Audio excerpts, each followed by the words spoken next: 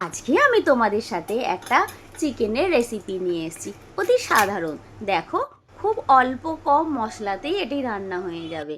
এই দেখো, প্রথমে চিকেনটাকে আমি পরিষ্কার করে ধুয়ে নিয়েছি। ধুয়ে তাইতে ভিনিগার মাখিয়ে দিলাম।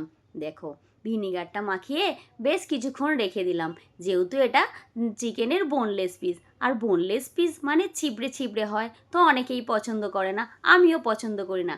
চিকেন আনলে যদি বেশি বোনলেস পিস থাকে আমি আলাদাভাবে রেখে দিয়ে ওটাকে অন্য কিছু বানিয়ে নিই।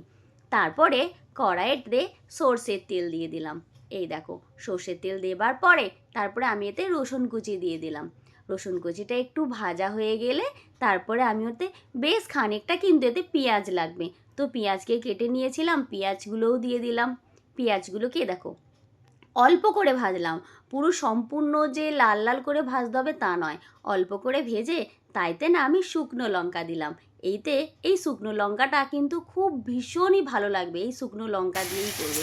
শুকনো লঙ্কাটা কুচিয়ে তো দিয়ে দিলাম, ওটাও একটু ভেজে নিয়ে তারপরে আমি চিকেনের এই বোনলেস পিসগুলোকে দিয়ে দিলাম।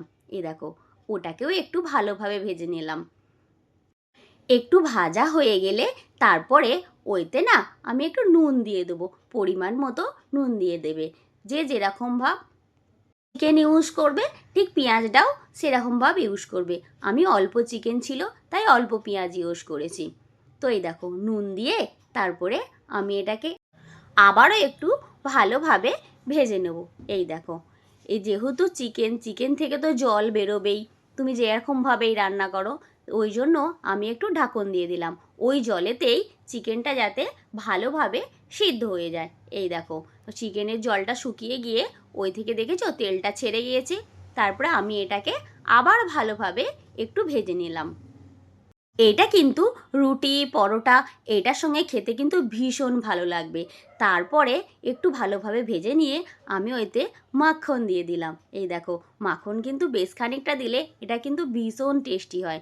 তারপরে আমি এতে মশলা হিসেবে ইউজ করছি মিট মশলা।